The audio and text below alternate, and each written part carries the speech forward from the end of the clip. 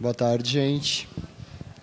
Vai começar agora a palestra da Isadora. A gente queria, primeiramente e novamente, agradecer vocês, agradecer a presença da Isadora, agradecer os funcionários que estão ajudando a gente com o auditório, o IP que cedeu o espaço, os nossos patrocinadores, a revista Psique, né, ajudou a gente com esse evento, e o Paradigma também, que foi o que deu os bloquinhos e as canetas para a gente.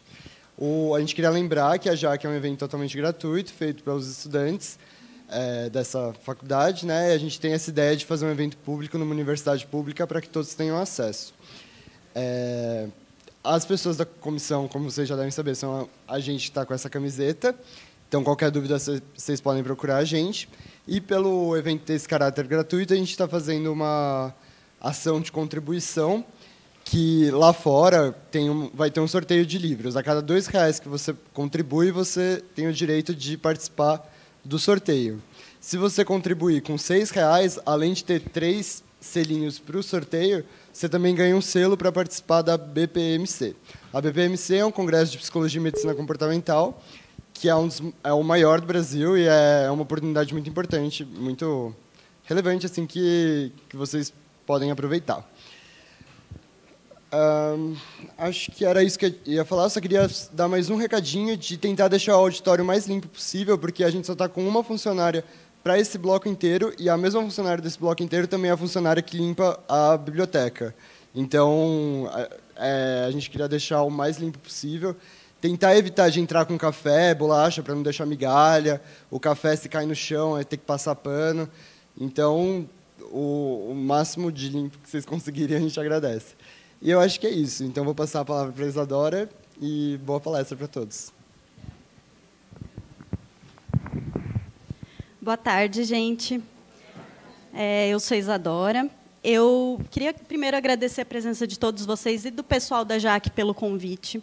Estou muito honrada de estar aqui. O Gustavo não está prestando atenção em mim enquanto eu estou... Mas eu estava agradecendo vocês pelo convite. Muito obrigada.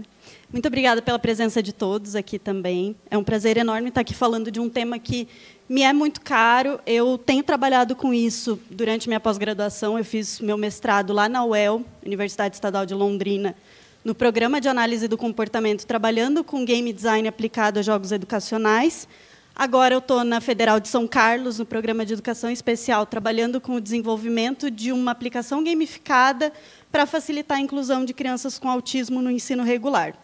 Então, eu sou muito apaixonada por esse tema. Vocês vão ver que existe pouca coisa em análise do comportamento sobre isso. Então, às vezes, a gente tem que puxar um pouco dos vizinhos do pessoal lá mais cognitivo e tudo, mas a gente tem feito esse trabalho de expandir um pouco a área dentro da análise do comportamento. O primeiro ponto que eu queria abordar... Primeiro, quem que aqui joga videogame? Ou no PC, ou no celular? Quem joga mais de 2 horas por semana? Tá. Quem joga no console? Quem joga no PC? Quem joga no celular? Tá. Quem já fez a disciplina de AEC?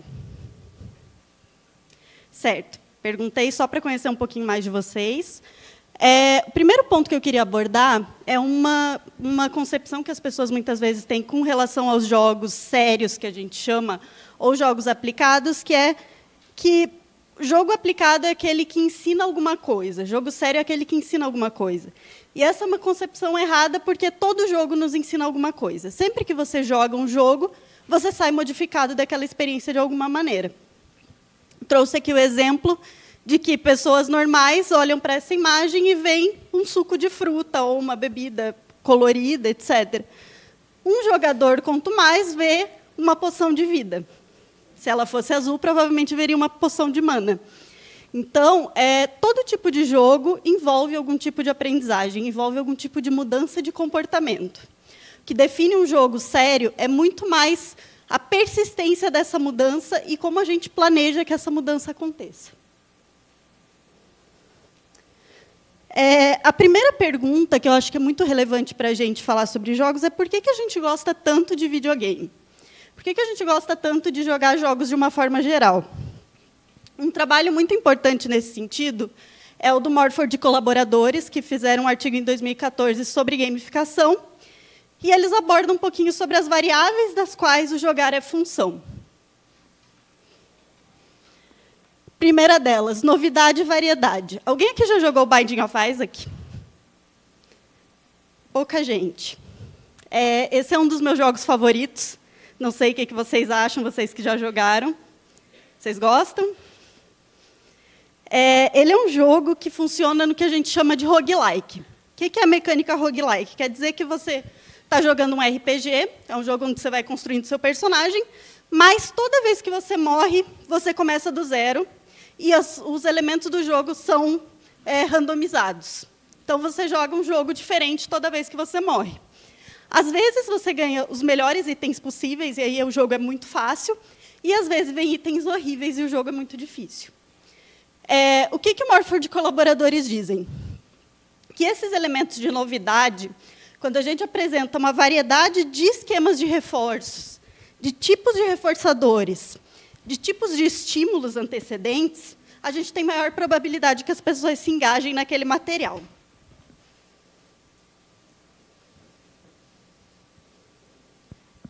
Segundo ponto, cooperação e competição. Quem joga online, de forma geral? Pouca gente, até. Vocês estão jogando Overwatch? Quem aqui joga? Nossa, bem pouca gente. O Overwatch é um jogo de tiro. Ele é um jogo um pouco diferente, apesar dele ser de tiro em primeira pessoa, ele tem diversos personagens distintos, com tipos distintos de armas e golpes, etc. E o que acontece? Quando você vai jogar um jogo online, você forma um time, geralmente com gente que você não conhece. E, geralmente, esse time tem um monte de gente que quer jogar com o mesmo personagem. Geralmente, no Overwatch, a gente tem um monte de... Cadê o Hanzo? O Widowmaker. Cadê? Não estou enxergando ninguém aqui, gente. Aqui o Hanzo.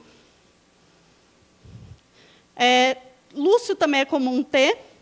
Ninguém nunca quer jogar de Mercy, que é a pessoa que faz a cura principal no jogo, então ele tem que ser um suporte, e é um personagem que depende da movimentação dos outros personagens, então você anda colado em alguém, geralmente em um tanque, um dos personagens maiores.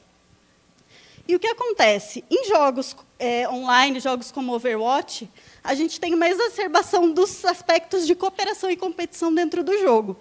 Isso significa que a gente precisa tanto ficar sob controle do comportamento de quem está no nosso time, quanto de quem está no outro time.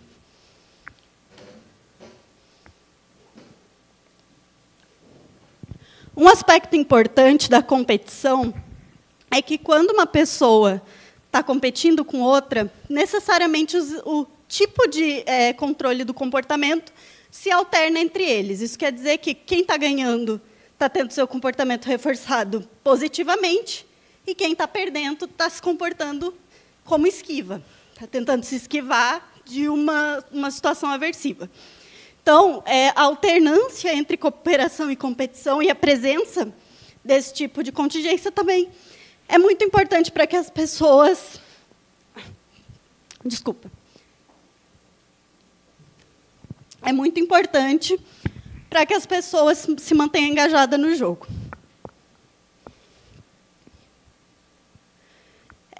Heurística... Opa! Heurísticas e estratégias. Para explicar isso, quem aqui já jogou jogo de luta? Quem, da primeira vez que pegou um jogo de luta, apertou todos os botões sem fazer ideia do que estava fazendo? Quem, da segunda vez, percebeu que estava um pouco melhor em apertar todos os botões aleatoriamente? Quem que, depois de jogar várias vezes, conseguiu ensinar para alguém que botões ele tinha que apertar e dizer o que acontecia? Então, o que isso significa? Quando a gente tem o nosso comportamento modelado pelo jogo e a gente aprende a apertar botões de uma maneira um pouco mais eficiente, isso significa que a gente desenvolveu uma estratégia de jogo. Isso significa que nosso comportamento foi modelado e a gente está respondendo melhor às contingências. Quando a gente fala de heurística, a gente está falando da descrição desse tipo de contingência, o que funciona em que contexto. Isso é o que a gente chama de heurística. O que o Morford e colaboradores dizem? Que o simples fato de você desenvolver uma heurística de jogo já é reforçador. Quando você percebe que você consegue falar sobre os efeitos do que você faz, isso já reforça o comportamento de jogar.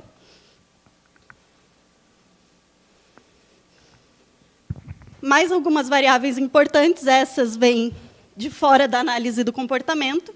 Santella e Feitosa são autoras que se dedicam ao estudo dos jogos e das mídias digitais de forma geral. E o que elas dizem? Que os jogos eles têm duas questões importantes para que as pessoas se engajem neles. A primeira é que eles produzem imersão, ou seja, as pessoas, quando interagem com o jogo, respondem majoritariamente a ele, e não a outros estímulos do ambiente. Só um minuto, gente, vou tirar meu casaco.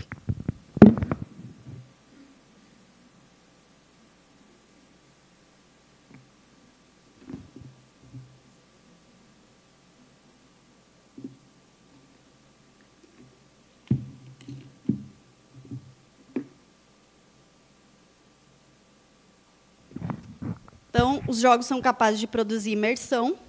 Eles fazem com que as pessoas respondam majoritariamente a eles e não a outros estímulos do ambiente que estejam concorrendo ali. É muito difícil que, enquanto você está jogando alguma coisa, você consiga prestar atenção em outros estímulos concorrentes do ambiente. E o segundo ponto é a interatividade, ou seja, o que isso significa? Se você dorme no cinema, o filme continua passando, e o filme tem o mesmo desdobramento. Se você não interage com o jogo para. Então, tudo que acontece nele é produto direto do seu comportamento e da sua interação com ele. Essa relação direta de consequência do jogo é o que os torna interativos.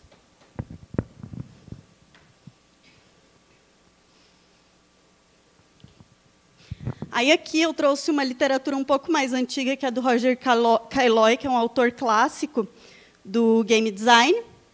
E o que ele diz? Que existem duas formas de você jogar um jogo: paidia e o ludens. O que é paidia? É aquele jogar descompromissado, é quando você vai lá e joga por diversão, ali naquele momento e tudo mais. O ludens é o jogar com disciplina. É quando você joga e se dedica ao jogo, espera melhorar nele, e esse é o grande motivo para você continuar jogando. E aí, para ilustrar essas duas formas de jogar, eu trouxe o caso do World of Warcraft. Quem conhece o World of Warcraft aqui? A maioria. O World of Warcraft é um RPG, é um jogo longo, grande, e ele envolve muitas pessoas. Hoje em dia, existem jogos que já têm público maior que ele, mas ele é um jogo que tinha um público muito assíduo, tem até hoje. A média de horas de jogo dos jogadores é de mais ou menos 20 horas por semana. Ou seja, as pessoas praticamente fazem um estágio no World of Warcraft. Elas trabalham lá 4 horas por dia. E esse pesquisador, o Nick Yee, ele fez um estudo para tentar entender por que esses jogadores jogavam, quando muitos deles já descreviam até alguns sintomas de burnout relacionados ao jogo. Então, eles diziam que eles tinham que fazer tarefas chatas e tediosas, coisas que eles não gostavam, que eles tinham um senso de obrigação com relação ao jogo, e que tudo isso acabava fazendo com que eles se sentissem obrigados a jogar. E aí ele coloca o título do trabalho dele de O Trabalho da Diversão. Aí eu destaquei uma parte aqui do artigo dele, onde ele diz que, usando princípios bem conhecidos do condicionamento do comportamento, os videogames são, de forma inerente, plataformas de trabalho que nos treinam para que a gente se torne melhores trabalhadores dentro do jogo. Então, o que acontece? O World of Warcraft ele reforça esse tipo de relação ludens com o jogo. Ele espera que os jogadores se envolvam dessa forma com o jogo. Por outro lado, a gente tem essa outra pesquisa que tentou avaliar um pouquinho das relações entre o que as pessoas descreviam como razões para jogarem um jogo e que tipo de avanço elas tinham no jogo, o ritmo de avanço delas, o tipo de relação que elas mantinham com outros jogadores. O que eles perceberam? Que quem tinha como motivação principal dentro do jogo avançar e upar o mais rápido possível, não tinha uma relação direta com um progresso mais rápido. O que era um bom preditor da progressão rápida no jogo era você ter uma motivação mais ligada ao trabalho em equipe ou à competição em si, e não necessariamente ao avançar de nível, subir de nível, etc. Isso vai ser importante quando a gente falar de gamificação. Então, o que mais eles disseram? Que não encontraram nenhum tipo de relação entre autoenvolvimento no jogo e um impacto negativo na vida diária. Então, nem sempre os jogadores que tinham muitas horas de jogo eram jogadores que tinham prejuízos no sono, na socialização ou em outros pontos da vida diária. Eu trouxe uma citação, é um pouco longa, mas é do Júlio de Rose, eu não quis cortar ela, quis trazer ela o mais inteira possível. O que ele diz? Que um jogo com regras especifica consequências e comportamentos que conduzem a essas consequências. O jogo é um espaço de contingências. Uma consequência como vencer o jogo é usualmente contingente ao comportamento especificado, em um esquema de razão variável. Isso quer dizer que nem sempre que você joga de uma determinada maneira, você vence.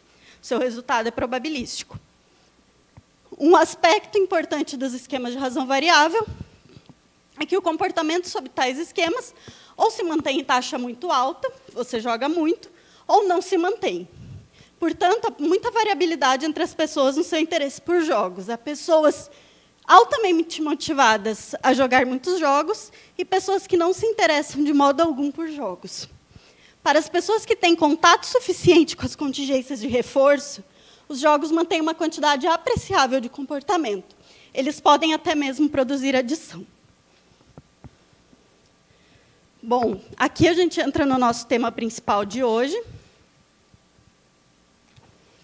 que é o uso de jogos na nossa prática como psicólogos. Primeiro, por que a gente deve usar, ou por que a gente pode usar os jogos digitais para promover mudanças comportamentais de uma forma geral? Em primeiro lugar, a gente pode usar eles para ensinar comportamentos novos. A gente pode usar ele para promover generalização para contextos naturais. Oferecer reforçadores imediatos para ou comportamentos que tenham alto custo de resposta ou que só tenham reforçadores a longo prazo. Servir como um passo intermediário num treino mais complexo. Refinar alguns repertórios específicos, então você cria um ambiente no qual a pessoa vai praticar uma determinada habilidade para aquilo ser refinado.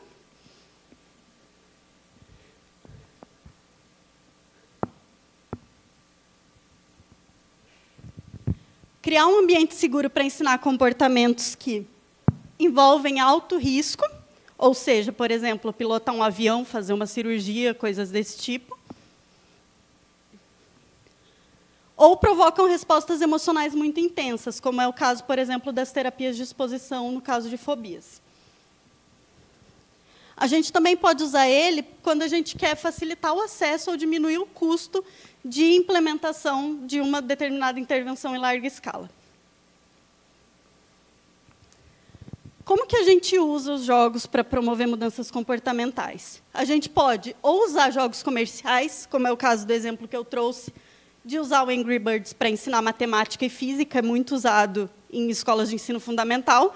Hoje em dia, inclusive, a empresa que criou o Angry Birds tem focado principalmente nisso. Adaptando jogos comerciais, acho que todo mundo aqui já deve ter visto alguma versão educativa do Banco Imobiliário, ou do Jogo da Vida, usado ou para ensinar matemática, manipulação de dinheiro, etc. O pessoal lá do UEL tem uma, inclusive. Criando jogos originais, ou usando a gamificação. Essas são as formas básicas como a gente usa os jogos nos contextos sérios. Como que a gente seleciona uma delas? Como que a gente sabe qual é a mais adequada para cada situação? Primeiro, vamos falar sobre o que é gamificação. A gente está com uma proposta de uma mesa na BPMC agora. Eu, o Leonardo Brandão Marques, que também fez o FSCar, mas agora está na Federal do Alagoas, e o Paulo Delage, que está na Universidade Estadual do Pará, onde a gente vai falar um pouquinho sobre gamificação. A minha apresentação, especificamente nessa mesa, vai ser para abordar um pouquinho sobre alguns pontos polêmicos e algumas das críticas que o pessoal do game design faz ao uso de gamificação.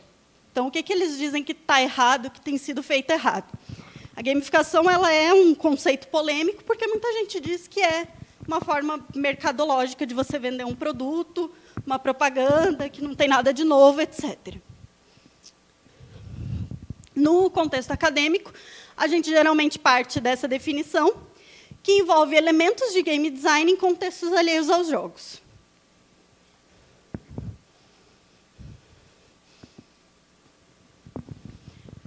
E aí, o Morford Colaboradores propõe uma interpretação analítico-comportamental disso, onde eles dizem que gamificação é uma forma de planejar um mundo real, organizando as contingências para criar o jogar, que eles chamam de gameplay behavior, em um ambiente onde esse tipo de comportamento não ocorre naturalmente. Bom, vamos começar, então. O que são elementos de game design? Geralmente, quando a gente fala sobre game design, as pessoas pensam logo em pontos, ou então medalhas, ou formas de mover um controle, etc. Eu trouxe aqui duas definições.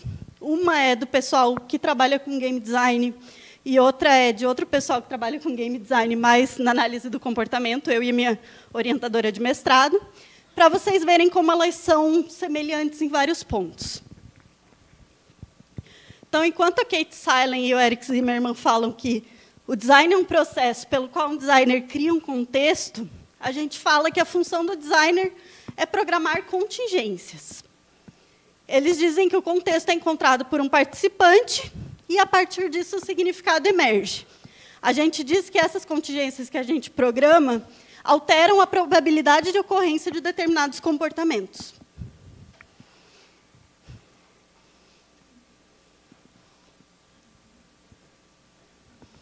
Bom, os elementos de game design são coisas que são geralmente associadas ao desenvolvimento de jogos. São algumas práticas e procedimentos que a gente adota quando a gente vai criar um jogo, seja comercial, seja educativo.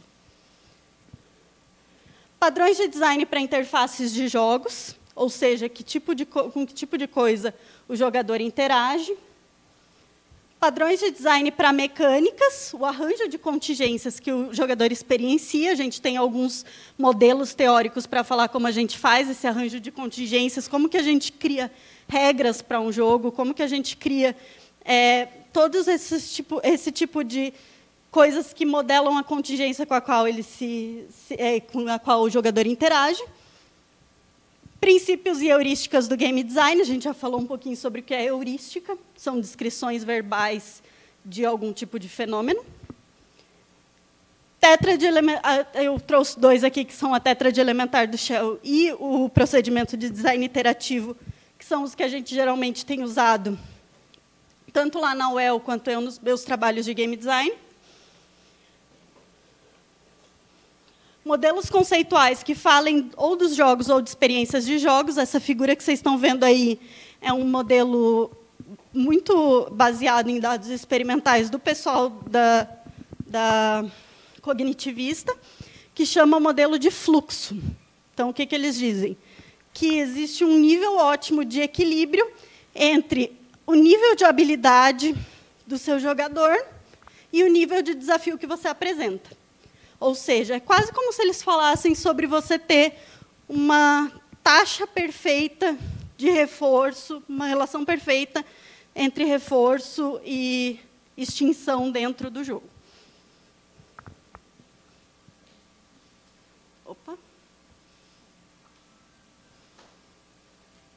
Práticas e procedimentos específicos do game design. Então, isso aqui tudo que vocês estão vendo nesse slide é o que uma pessoa aprende em um curso de desenvolvimento de jogos. Então, aqui dentro está a programação do jogo, está a arte do jogo, está a parte de game design mesmo, etc.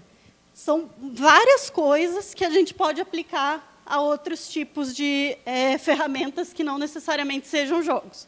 Vai ficar um pouquinho mais claro mais para frente, quando eu começar a mostrar os exemplos para vocês.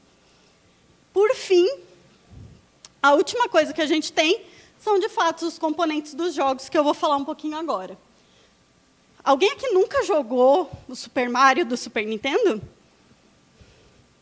Todo mundo já jogou. Então, eu quero que vocês olhem para essa imagem e me digam o que vocês veem aí que faz com que vocês saibam que isso é uma tela de um jogo.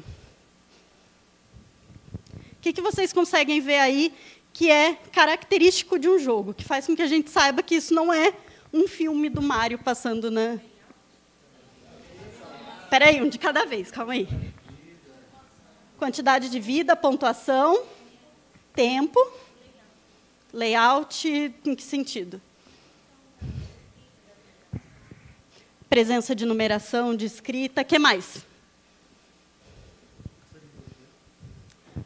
Pode ser, pode ser. Isso é um componente do jogo, a gente chama de estética. Se o Mario fosse, por exemplo, desenhado, ao invés de ser cartunesco, assim, ele fosse hiperrealista, ele ofereceria uma experiência de jogo totalmente diferente, certo? Ou se você quisesse que o Mario fosse um jogo de terror, você provavelmente não ilustraria ele dessa maneira, certo?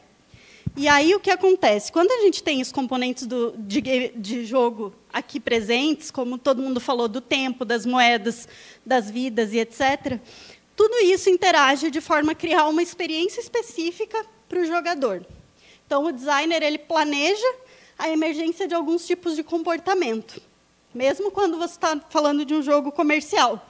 Se você quer, por exemplo, que o seu jogador sinta medo quando ele joga um jogo, você faz um outro tipo de som, um outro tipo de mecânica. Geralmente, você coloca usa até um pouco de condicionamento respondente, apresentando alguns sons ou algumas imagens, etc. Quando você quer um jogo mais infantilizado, você organiza ele de uma maneira diferente. Dependendo do seu público, você vai ter exigências diferentes de que tipo de habilidade você vai colocar, que tipo de mecânica você vai usar. E tudo isso é o que a gente chama de componentes do jogo. Então, o que eu quero que fique aqui, de toda essa minha primeira explicação sobre elementos de game design, é que gamificação não é só a gente botar lá uns pontinhos, um ranking, ou a gente colocar uma historinha lá no meio e pronto. A gente tem várias coisas que vão além disso na hora da gente planejar uma intervenção com gamificação.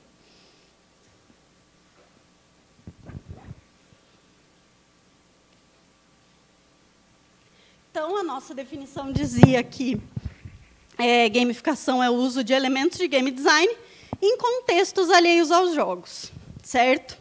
Então, o que a gente chama aqui de contextos alheios aos jogos? Eu trouxe aqui um exemplo que é meio que um caso limítrofe entre o que é jogo e o que não é, que é o geocaching. Alguém já ouviu falar? Sabem o que é? Hoje em dia, com o Pokémon GO, esse conceito de geocaching ficou mais fácil de entender. Ele é um tipo de jogo ou experiência de exploração de ambientes, etc., onde você faz meio que uma caça ao tesouro. Então, essa foto que eu trouxe é um exemplo de uma partida ou de uma situação de geocaching baseada em Senhor dos Anéis, na qual as pessoas estavam tentando procurar essa casinha de Hobbit, onde tem um sensor de GPS. E aí você usa o GPS para se localizar, etc. Então, assim, é uma coisa que tem um tema mais lúdico, tem um objetivo como um jogo, mas não é exatamente um jogo. Você não necessariamente tem uma competição e tudo mais. Então, esse é um caso limítrofe. Como que a gente sabe o que é jogo e o que não é? Se as pessoas jogam, é jogo. Eu imagino que agora vocês estejam pensando isso aqui na cabeça de vocês, que é óbvio que se as pessoas jogam é um jogo, mas eu vou explicar. Quando eu falo que se as pessoas jogam é jogo, eu estou dizendo que jogo é tudo aquilo que produz um comportamento que ocorre sob controle de algumas coisas específicas. Por exemplo, o comportamento do jogador tem que alterar diretamente o resultado do jogo. Lembram que a gente falou de imersão? Que a gente falou, no cinema o filme pode continuar passando. O jogo não acontece sem o jogador. O jogador é capaz de especificar o objetivo dentro do jogo e as condições sob as quais o jogo termina. Então, você sabe qual é o seu objetivo lá dentro e como você faz para alcançar ele. O comportamento do jogador é restringido por regras. Tem um autor chamado Bernard Suits, que ele diz que jogar é a arte de escolher o caminho mais difícil para um objetivo, para superar um desafio desnecessário. Então, é mais ou menos isso. Você tem regras que limitam a forma como você vai fazer. Se a gente pensar, por exemplo, num maratonista, seria muito mais eficiente ele pegar um Uber e chegar na linha de chegada, certo? Mas aí ele não estaria competindo na maratona. Então, é isso que ele quer dizer quando ele diz que o comportamento é restringido por regras.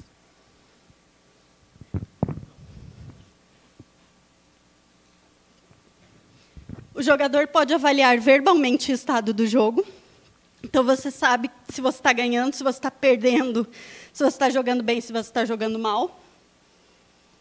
E, ao jogar sucessivamente, você começa a desenvolver suas estratégias, suas heurísticas. Lembrem lá do jogo de luta, que você vai conseguindo apertar os botões de uma maneira um pouco mais eficiente, e você pode ou não conseguir descrever aquilo para outras pessoas. E, por fim, você tem ausência de coerção para começar ou interromper o jogo. E aí, aqui, é um dos pontos que dificulta muito para a gente falar, por exemplo, sobre usar jogos em educação. Porque, geralmente, quando você está falando de uma sala de aula tradicional, as pessoas são obrigadas a fazer certas coisas lá. Geralmente, um aluno não tem a opção de levantar e, na prateleira, pegar um jogo, jogar, enquanto está rolando a aula de matemática. Ou de parar de jogar e ir para casa quando o jogo não está legal. Então, o que acontece? Quando a gente está falando de aplicações sérias, é muito comum que a gente não tenha esse último item. Pode ser que, em muitas situações, as pessoas sejam obrigadas a jogar nosso jogo. Quando a gente tem o conjunto de todas essas características desse tipo de comportamento, quando a pessoa interage com o jogo, alterando o resultado, especificando o objetivo, conseguindo entender o estado do jogo, um jogo é restringido por regras, etc., você tem um jogo fechado. Quanto menos dessas características estiverem presentes, mais distante de um jogo é aquele contexto. Percebem? Fica claro como não é uma diferença, isso é jogo e isso não é jogo? A gente pode ter algumas coisas que são mais jogo e umas que são menos jogos. Ou algumas que são mais jogáveis e outras que são menos jogáveis. Fica claro? Faz sentido? Trouxe aqui uma citação do Skinner, onde ele fala que ninguém realmente liga se o Pac-Man está comendo as bolinhas ou não. O que é reforçador é o jogar bem-sucedido. E em uma situação instrucional bem produzida, os estudantes devoram as tarefas deles. O que o Skinner quer dizer com isso? Que, se a gente tiver um bom design de atividades, a gente consegue criar situações que provoquem o interesse do aluno de forma tão cativante quanto um jogo digital. Então, acho que essa citação resume muito bem por que a gente chega lá e precisa estudar game design se a gente quer fazer jogo. Não basta a gente só fazer uma coisa da nossa cabeça ou a sistemática, porque, geralmente, isso não funciona. A gente tem algumas normas de como criar o jogar bem-sucedido. Quanto tempo já passou? –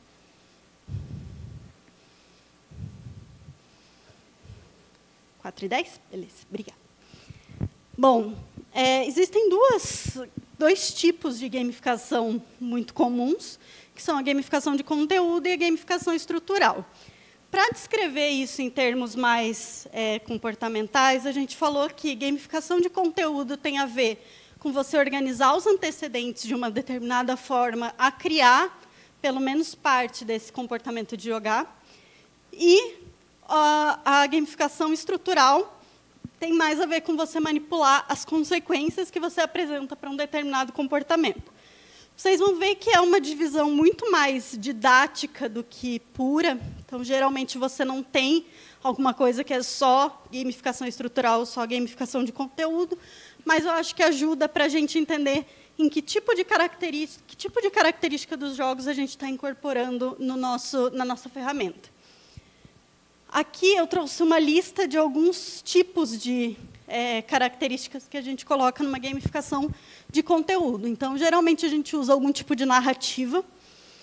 A gente tenta produzir uma sensação de desafio, ou seja, a gente tenta colocar algumas situações a serem superadas durante a atividade. A gente pode criar curiosidade, apresentando ou ocultando algumas informações durante o momento de ensino. A gente pode usar personagens, interatividade, a gente já falou bastante disso aqui, feedback e liberdade para falhar. Ou seja, a gente diminui o fator aversivo em caso de erro. O primeiro exemplo que eu trouxe aqui de gamificação de conteúdo foi o Scratch. Eu não sei se alguém aqui conhece, ele é uma ferramenta lá do MIT criada para ensinar programação para crianças. Hoje em dia é muito usado com adulto também, como primeiro contato com o pessoal primeiro contato para o pessoal da programação com a lógica e como que você cria os algoritmos, etc. Qual que é a ideia do Scratch? A ideia do Scratch é eliminar uma parte muito aversiva da programação para quem está começando, que é a sintaxe. Então, você não precisa escrever no idioma da linguagem que você está aprendendo. Ele trabalha com movimentação de blocos. Então, o que você faz? Você pega cada um desses blocos e organiza eles de forma a criar algoritmos de programação. E, assim, você consegue criar vários tipos de jogos diferentes. Você organiza, inclusive, a física do jogo, como as coisas funcionam, como elas respondem aos movimentos do jogador, etc., de uma forma muito mais amigável. E aí, o que acontece? Você pega... É muito diferente. Geralmente, quando a gente vai aprender programação, o primeiro programa que a gente aprende é imprimir Olá Mundo. É a coisa mais básica de programação. Quando você faz isso, lá no seu primeiro programa, você simplesmente vai aparecer na tela, Olá Mundo. Uma tela branca, sem mais nada, a frase que você escreveu. E isso é mais ou menos como acontece a experiência de aprender a programar por um longo período. Você fica vendo coisas aparecerem no seu terminal. Com o Scratch, a gente começa a ter todo um incremento visual do resultado do que acontece aqui. Além da gente diminuir a parte aversiva por a gente eliminar a necessidade de aprender a sintaxe, a gente também tem um ambiente muito mais colorido, com uma interface interessante. A gente tem a diferenciação dos tipos de bloco por cor. A gente tem a possibilidade de fazer a arte do jogo desde o começo. E tudo isso faz com que o aprendizado seja muito mais suave, tanto para as crianças quanto para os adultos. O Scratch é um ótimo exemplo de um movimento mais recente que tem surgido, principalmente na gamificação para a educação, que é de usar o próprio game design como ferramenta de ensino. Então, ao invés de você usar um jogo educacional, você coloca as crianças ou os aprendizes para desenvolverem jogos aplicando o tipo de conceito que você quer. Então, você quer ensinar história antiga. E aí, os seus aprendizes estudam história antiga para fazer um jogo, ou já construindo um jogo, etc.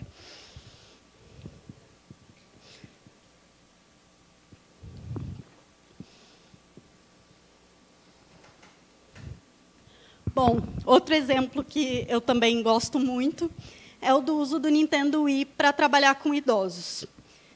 Essa imagem, eu acho ela muito boa, porque aqui a gente tem alguns elementos bem importantes do que significa usar jogos com essa população. Primeiro, é uma população que a gente não espera que se engaje tanto. Quando a gente pensa como senso comum, a gente acha que pessoas idosas não gostam de jogar, ou não se interessam, ou não vão conseguir usar a ferramenta.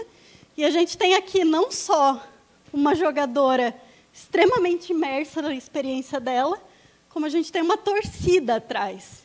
Então, a gente tem um componente social acontecendo ali muito intenso. E a gente vê aqui pela manifestação corporal deles mesmo, a posição em que eles estão, que todo mundo está participando do jogo de uma forma muito intensa. Então, o Nintendo Wii tem sido usado tanto para lazer, quanto para facilitar a interação entre populações idosas, para reabilitação motora e neurológica, etc. E é muito bem recebido. Hoje em dia, também se usa muito o Kinect e outras tecnologias mais recentes, mas o Nintendo Wii ainda tem aquele encanto e aquela acessibilidade maior para essa população. Então, grande parte das pesquisas é com esse tipo de ferramenta.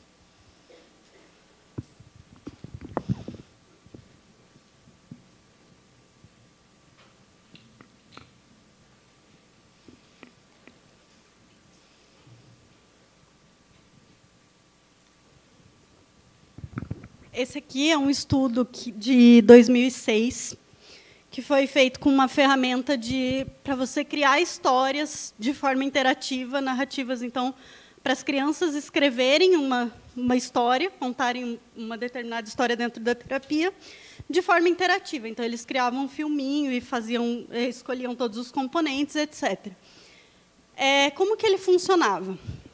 Ele era feito dentro de um esquema de terapia cognitivo-comportamental, então, com aquela coisa de ter um número de sessões fechadas, um protocolo por sessão e etc.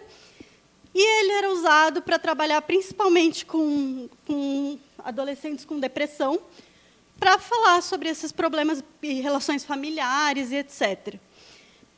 Esse estudo, ele é de 2006, ele é bem antigo. Se vocês forem procurar ele, vocês vão ver que ele tem alguns screenshots de como era a ferramenta que eles usavam para o storytelling, etc. Mas eu nunca consegui achar a versão final do jogo, que chama Transforming Stories. Ele provavelmente foi... geralmente, quando você vai patentear e lançar a versão final, você não publica mais com a versão final. Você faz os testes com o beta e a versão final fica fechada para consumidores. Ainda não tive notícia se ele vai sair, mas ele é muito bom porque, além dele trabalhar com essa questão da construção da narrativa, que é uma coisa muito presente também nos jogos de forma geral, ele tem um componente visual bem intenso de você planejar a história e você construir o filme quadro a quadro, etc. Então, é uma das sugestões que eles colocam para trabalhar na terapia com adolescentes. Falando de gamificação estrutural.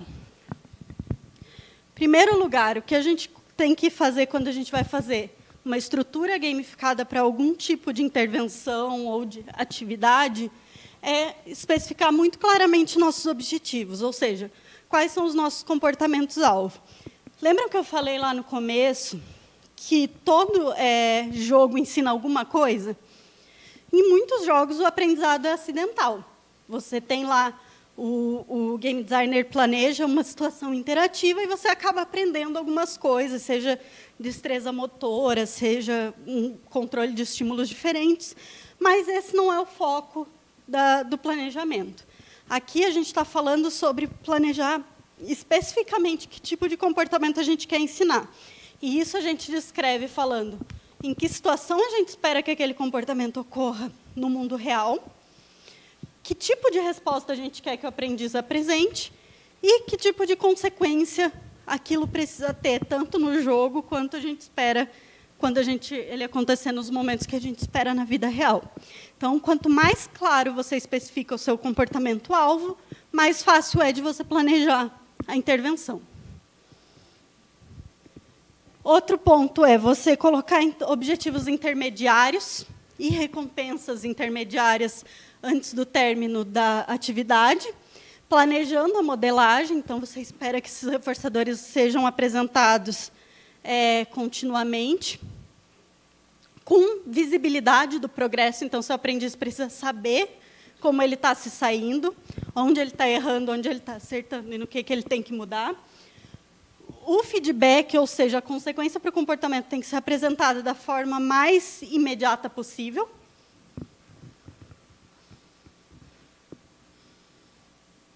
Você tem que ter o desafio, ou seja, reforço intermitente. A gente não pode reforçar em CRF. A gente tem que ter respostas progressivamente mais difíceis. É assim que funciona nos jogos. Lembrem lá que a gente falou que o resultado é probabilístico, então, às vezes, você tem algumas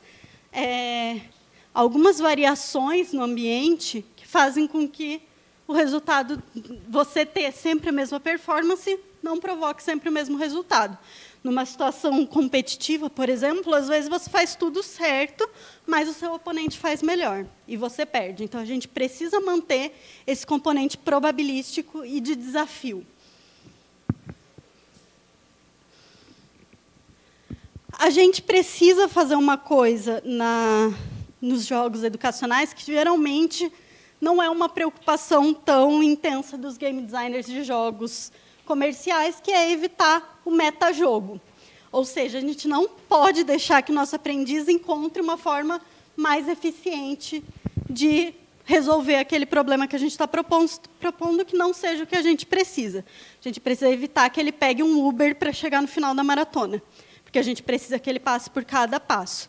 Então, é muito comum que a gente pegue jogos educacionais que não são planejados com esse viés de game design, que são mais só organizados de forma mais intuitiva, e eles tenham esses caminhos que fazem com que você não precise passar por todos os passos de aprendizagem. A gente precisa descrever para o nosso aprendiz claramente quais são as contingências em vigor, o que ele tem que fazer e quais vão ser as consequências.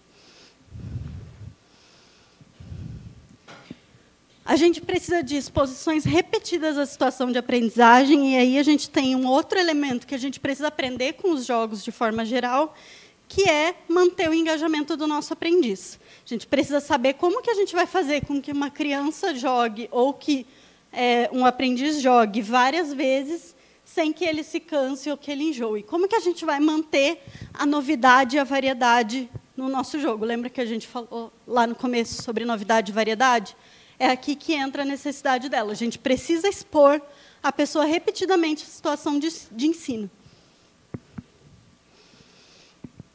Aí a gente planeja os elementos, como regras, estruturas de recompensa, ranqueamento, pontos, moedas, medalhas, subidas de nível. Esse não é nem de longe o componente mais importante. A gente tem aí várias outras coisas que fazem toda a diferença, muito mais do que simplesmente você oferecer pontos ou você oferecer um sistema de ranqueamento para o jogador.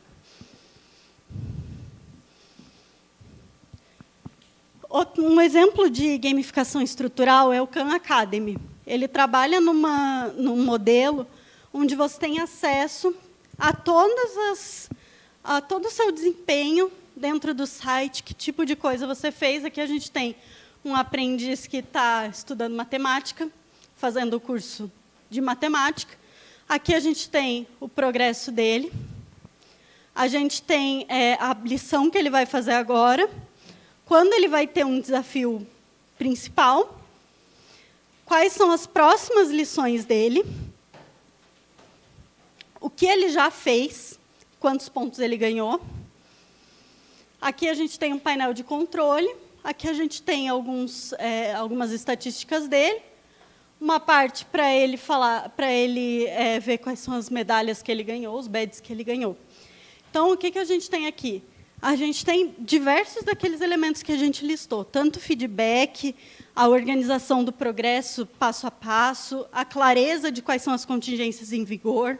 A gente tem muito bem explicitado o que vai ser exigido dele em que momento, o que ele tem que fazer para ter sucesso na tarefa, e tudo isso faz a diferença para que o aprendiz se engaje por mais tempo. O Khan Academy tem um número absurdo de usuários mensais. Eles foram financiados por financiamento coletivo. Hoje em dia, acho que eles estão funcionando mais como uma empresa privada mesmo.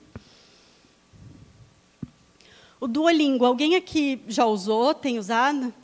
Bastante gente. O Duolingo é muito bom, porque ele te permite que você aprenda um idioma. Para quem não conhece, ele é uma plataforma gratuita para você aprender um idioma. E ele é gamificado de uma forma belíssima nesse sentido estrutural. Ele não tem aquela coisa de criar uma narrativa, uma história que pareça um jogo, etc.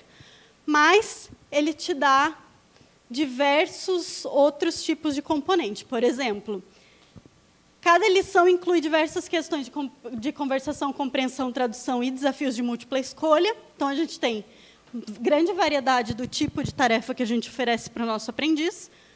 Correção na hora, o feedback é imediato, então o comportamento dele é consequenciado imediatamente. Contagem de ofensivas. Duolingo motiva você contando os dias consecutivos que você passa estudando um idioma. Então, existe uma teoria do pessoal cognitivo de que, se você faz uma repetição espaçada de uma determinada coisa que você está aprendendo, então, por exemplo, se você está aprendendo um idioma e você treina certas partes certas lições em dias diferentes ou com uma determinada distância entre as tentativas, você consegue fixar melhor. A gente não usa esse termo, mas você acaba conseguindo aprender mais rápido o idioma. E o Duolingo se baseia bastante nesse conceito. Os corações. Então, a ideia é que você não perca os corações para você poder continuar. Aqui tem um pouquinho da interface dele há um tempinho atrás. Não sei se ainda está assim ou se mudou. Mas o que a gente tem são aqui os badges dele da língua que ele está aprendendo, os objetivos dele em um gráfico, quantos % ele já completou da tarefa, aqui alguns, as ofensivas e os corações que ele falou lá. O Zombies Run é um aplicativo que foi desenvolvido para as pessoas começarem a correr, fazer treino intervalado de corrida, gente que não tinha muito engajamento no treino.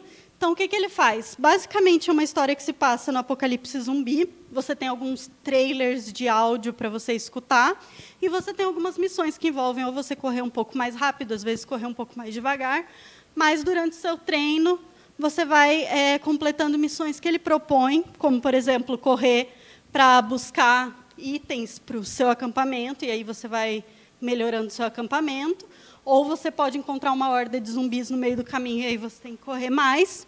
E a história vai se construindo. É uma história por temporadas, onde você vai evoluindo na sua corrida. O Habitica é outro bem conhecido, muito usado por terapeutas, principalmente, que ele cria um formato de RPG para as pessoas trabalharem com qualquer tipo de objetivo de ensino, principalmente para autocontrole ou para engajamento em tarefas, atividades de vida diária, tarefas escolares, coisas assim. E aí, o que ele faz? Você cria o seu avatar.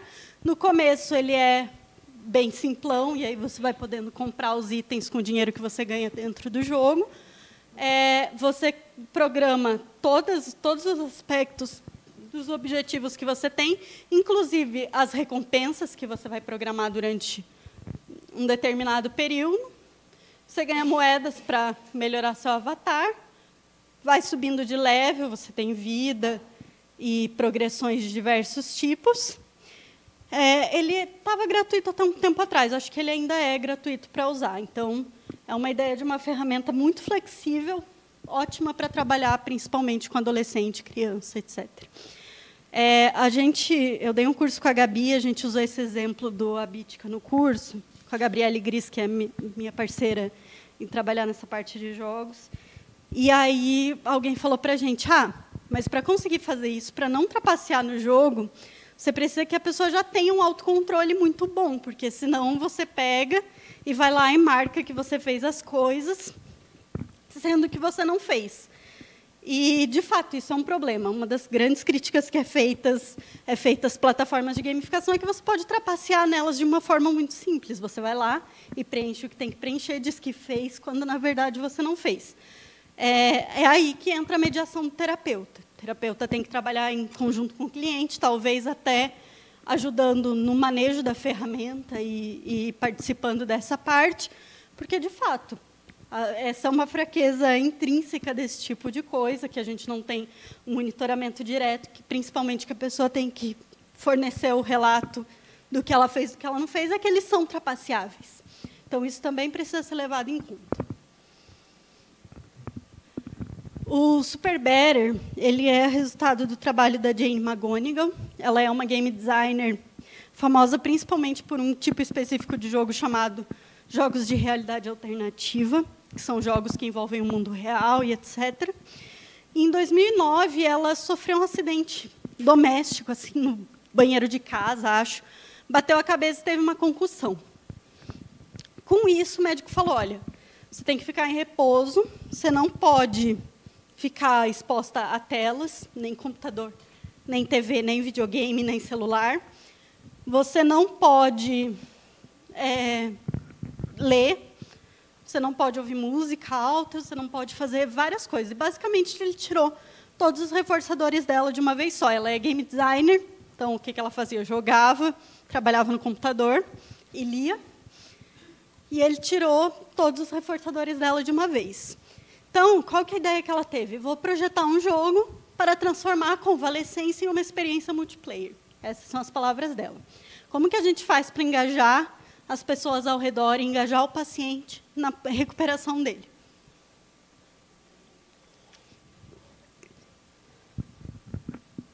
Esse livro é onde ela conta como o Super Better funciona. Hoje em dia, ele tem também um aplicativo de celular, que você pode comprar para usar, mas ele funciona muito bem em papel e caneta. O primeiro formato dela era em papel e caneta, ela disponibilizou gratuitamente no blog dela. E ele funciona basicamente assim. O primeiro passo é, você cria uma identidade secreta. Então, você começa a colocar ali alguns elementos de alguns antecedentes, alguma gamificação de conteúdo, para fazer com que aquelas consequências que você vai apresentar tenham algum tipo de significado para o jogador. No caso dela, ela era, acho que, a Jane, a caça-vampiros, uma coisa assim, porque ela gostava muito da Buffy. Segunda missão, recrutar aliados. Então, identificar pessoas que podem fazer parte da recuperação dela e participar nesse momento de desafio.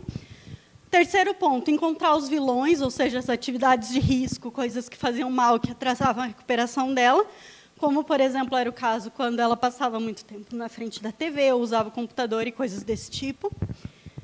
Missão 4, identificar o que ajuda na recuperação dela. No caso, ela percebeu que ela tinha um prazer muito grande quando ela ia numa loja de perfumes e ficava sentindo os cheiros dos perfumes e tal. Era uma coisa que fazia muito bem para ela, fazia ela sair de casa e tudo mais, e não prejudicava a recuperação dela. Então, ela nomeou uma série de coisas que ajudavam na recuperação. E, por fim, ela criou uma lista de tarefas. Então, quais eram os objetivos intermediários até que ela tivesse a recuperação total. Como eu falei, ele é absolutamente flexível, então você pode adaptar ele para diferentes tipos de problema, diferentes tipos de situação, diferentes tipos de pessoa, etc.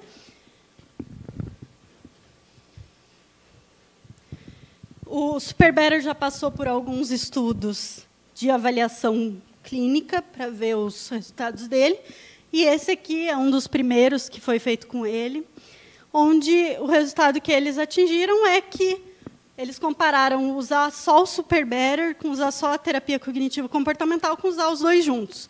Usar os dois juntos teve resultados muito melhores e só a terapia com só o Super Better ficaram ali mais ou menos na mesma faixa, com uma leve diferença a favor do super barrier. Então, são resultados ainda muito incipientes, mas que apontam de forma otimista para o uso da ferramenta.